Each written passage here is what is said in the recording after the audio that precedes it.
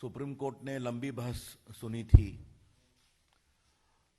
उसमें कई ऐसे वकील लोग भी थे जो प्रामाणिक रूप से मोदी सरकार के कई विरोध के केस करते रहते हैं। ये उनका विवेक है। आज सुप्रीम कोर्ट ने अपने रिजर्व जजमेंट को सुनाया है और मैं इसके एक पैराग्राफ को पढ़ना चाहता हूं। There is no statutory prohibition on contributions made to NDRF, and the contribution to PM Care Fund are voluntary.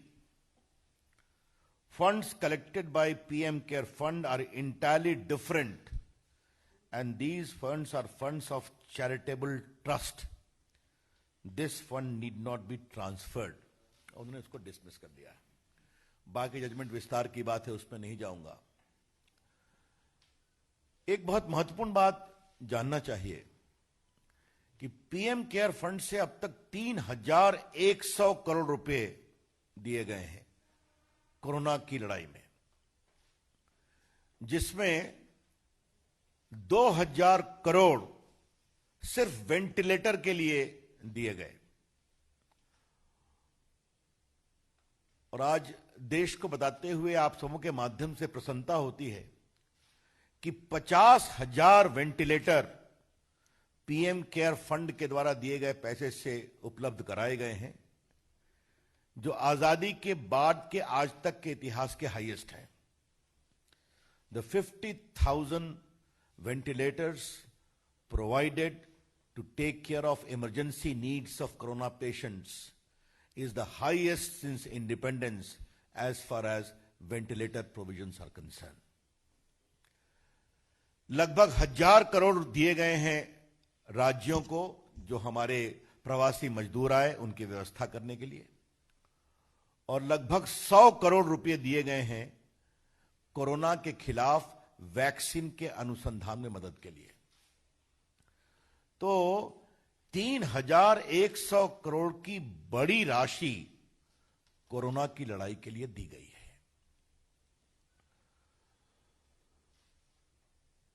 हमारे पार्टी के मंच से आपको बताया गया है और मीडिया में भी आया है कि किस तरह डॉक्टर मनमोहन सिंह की सरकार के समय राजीव गांधी फाउंडेशन को एनडीआरएफ से पैसे दिए गए थे। आज मैं उसको दोहराऊंगा नहीं। और आपने यह भी सुना होगा कैसे 100 करोड़ रुपया बजट के प्रोविजन में भी किया गया था राजीव गांधी फाउंडेशन के लिए। राजीव गांधी फाउंडेशन एक फैमिली फाउंडेशन था, आपको पता है। और आपने यह भी सुना होगा कि राजीव गांधी फाउंडेशन को चीन के एम्बेसी से और चीन की कम्युनिस्ट पार्टी से भी मदद मिली थी। यह चर्चा यहां से हमारे प्रवक्ता मित्र कई बार कर चुके हैं। और आपको यह भी मालूम होगा कि राजीव गांधी फाउंडेशन ने जो अपनी रिपोर्ट बनाई थी, उस रिपोर्ट में यह भी कहा था कि भारत चीन के रिश्तों को सुधारने के लिए भारत का बाजार चीन के लिए खोलना जरूरी है।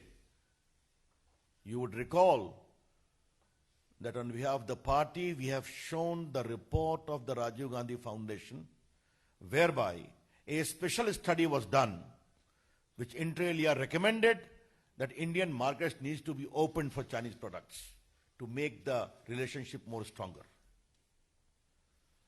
तो राजीव गांधी फाउंडेशन को कहां से किससे क्या क्या मदद मिली है, ये आप सभी जानते हैं। एक बात तो मुझे आपको बताना है, जो समझना बहुत जरूरी है, कि जो पीएम केयर फंड है ये एक रजिस्टर्ड पब्लिक ट्रस्ट है, रजिस्टर्ड पब्लिक ट्रस्ट। और जो आपके prime minister national relief fund है, जिसे कहते हैं पीएमएनआरएफ, ये 1948 में बनाया गया था by an oral observation of the then prime minister. ये पीएमएनआरएफ जो 1948 में बना था, ये जो हमारे रिफ्यूजी आ रहे थे पाकिस्तान से, उनकी आवश्यकताओं के लिए, या कोई कभी अर्थक्वेक आ जाए या बाकी आ जाए, इसके लिए था। जबकि ये जो पीएम केयर्स है, ये एक रजिस्टर्ड पब्लिक ट्रस्ट है। जिसके प्रधानमंत्री अध्यक्ष हैं, और ये कोविड ऐसी इमरजेंसियों के लिए बनाया गया है। ये बात समझना बहुत जरूरी है, दोनों में बहुत अंतर है। अब मुझे आपको बताते हुए कभी कभी आश्चर्य भी लगता है, मैं नाम तो नहीं लूंगा, कि ये जो पीएमएनआरएफ है, इसके एक कांग्रेस के बहुत सक्रिय सीए जो मंत्री भी थे, थ्रू आउट सीए वही रहे। अब ये भी आप समझ सकते हैं, और इससे अधिक बोलने की आवश्यकता नहीं है।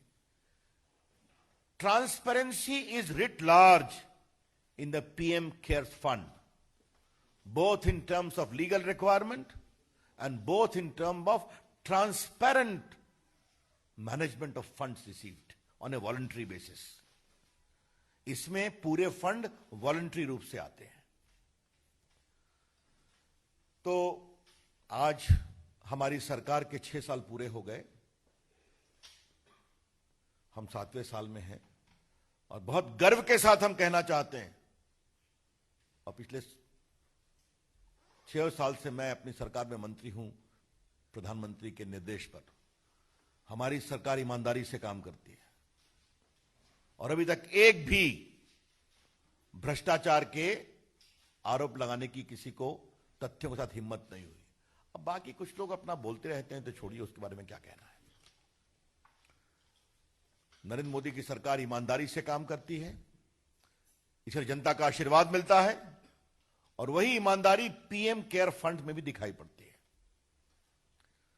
तो चूंकि ये बहुत दिनों से चल रहा था, कई हाई कोर्ट में केस फाइल करवाए गए पीएम केयर फंड के खिलाफ, सुप्रीम कोर्ट में केस फाइल करवाए गए। इसके पीछे राहुल गांधी की टिप्पणी होती थी, परिवार के लोगों की टिप्पणी होती थी, और बहस करने वाले और पिटिशनर भी वही थे जिनका सरकार से विरोध रहता है। तो आज ये निर्णय आया, तो मुझे लगा कि आपके सामने इसको रखना चाहिए पार्टी की ओर से। इसी से जुड़ा एक दूसरा महत्वपूर्ण विषय, और ये बात हम बड़ी जिम्मेदारी से कहना चाहते हैं, कि कोरोना एक बहुत बड़ा अभिशाप है, भारत ही नहीं दुनिया भर में। इसकी दवा जल्दी आ जाए, हम सब की कोशिश है, दुआ तो है ही है। और जिस तरह से भारत ने प्रधानमंत्री की अगुवाई में कोरोना के खिलाफ जंग लड़ी है, तो जहां लोग एफ्लिक्टेड हुए हैं, तो रिकवरी रेट है 70% प्लस। इस बात को समझा जाए, और कोई भी मृत्यु होती है तो दुर्भाग्यपूर्ण है, लेकिन हमारा जो मृत्यु दर है वो भी तुलनात्मक दृष्टिकोण से बहुत कम है, अगर आप पूरे मृत्यु दर को देखेंगे। राहुल गांधी ने एक पहले दिन से देश की एकता को कमजोर करने की कोशिश की है कोरोना के खिलाफ लड़ाई में। याद करिए, प्रधानमंत्री जी ने कहा था कि देश के doctor, nurses, paramedic staff, ambulance driver, सफाई कर्मचारी, पुलिस, मीडिया, इनके पक्ष में ताली बजाया जाए। याद होगा आपको, हेलीकॉप्टर से फूल बरसाए गए नर्सेज पर, डॉक्टर्स पर। राहुल गांधी ने मजाक बनाया उसका कि ताली बजाने से क्या होगा, और आज पूरी दुनिया डॉक्टरों के पक्ष में सम्मान से ताली बजा रही है, जिसकी शुरुआत प्रधानमंत्री जी ने की थी। जब लॉकडाउन आया तो राहुल गांधी ने क्या कहा, लॉकडाउन से क्या होगा। उनकी बात उनकी सरकार चाहे पंजाब में है या राजस्थान में नहीं सुनती थी, वहां तो लॉकडाउन पहले ही कर दिया गया था, कर्फ्यू भी किया गया था। जब प्रधानमंत्री जी ने कहा कि पूरा देश में आशा के लिए दिया जलाए, मोमबत्ती जलाए, तो पूरे भारत ने दिया जलाया, आशा का दिया, संघर्ष, संकल्प और ऊर्जा का दिया। गरीब ने अपनी झोपड़ी में भी जलाया। राहुल गांधी ने क्या कहा, यह दिया जलाने से क्या होगा। जो आईसीएमआर काम कर रहा था, उस पर भी टिप्पणी करना। अब मैं बार बार उन चीजों को मैं रिपीट नहीं करूंगा, और पीएम केयर फंड पर भी हमला करना। तो राहुल गांधी ने एक भी कसर नहीं छोड़ी और कांग्रेस पार्टी ने जो कोरोना के खिलाफ लड़ाई को कमजोर किया जाए राष्ट्रीय संकल्प को।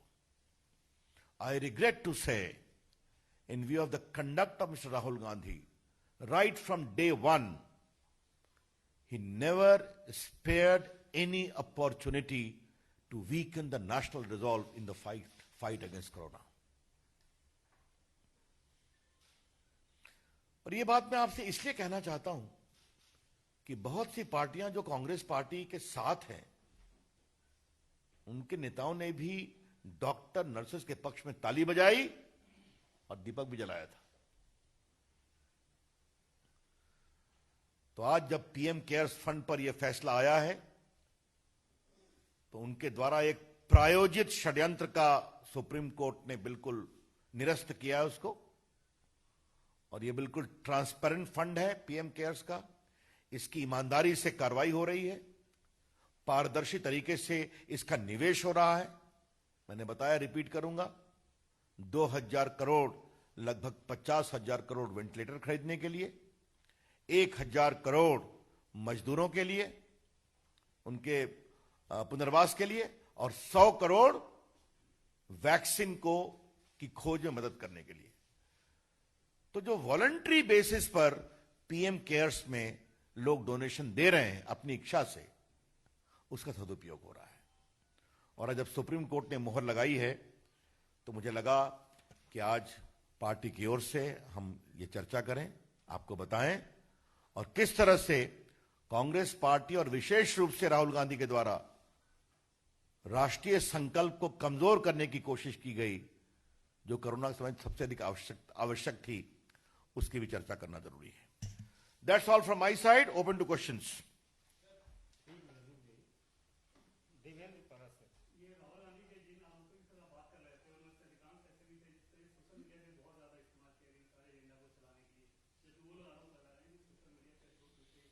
उस पर मैं बाद में बात करूंगा। इस पर पीएम केयर्स फंड पर कुछ पूछना है किसी को?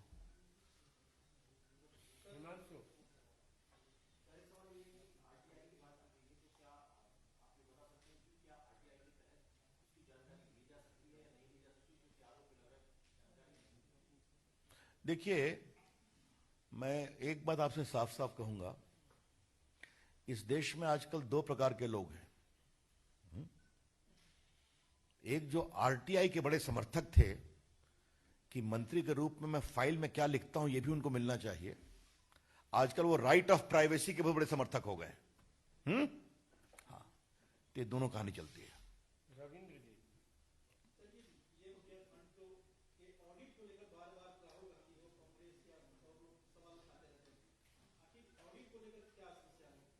कोई समस्या नहीं, ऑडिट होगा।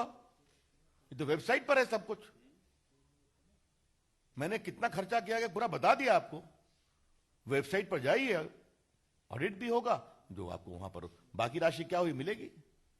ये नरेंद्र मोदी की सरकार है, यहां पब्लिक ट्रस्ट बना है, रजिस्टर्ड हुआ है, कौन कौन ट्रस्टी हैं ये भी पता है, बाकायदे ऑडिट होगा और देश को बताया जाएगा। सब कुछ वेबसाइट पर है। यहां यह नहीं होता है कि बजट में राजीव गांधी फंड को फाउंडेशन के लिए 100 करोड़ और बाकी एनडीआरएफ के फंड से फाउंडेशन को, ऐसा नहीं होता है।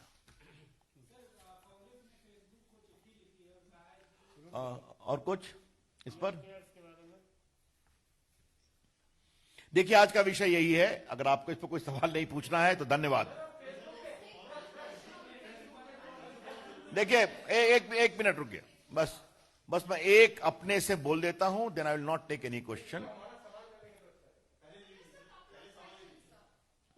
अच्छा, सब अपने सवाल दे दीजिए, मैं बस एक जवाब दूंगा। सब लोग एक मिनट कॉल में एक एक करके सवाल दे दीजिए, फिर एक बार जवाब हो जाएगा।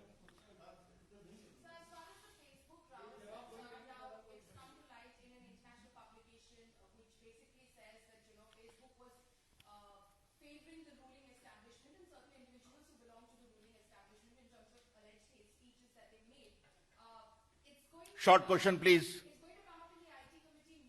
Thank you. चलिए, और कोई सवाल?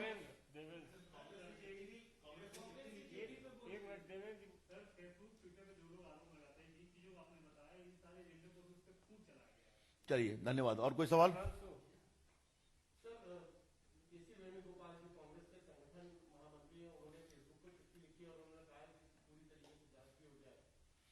रविकांत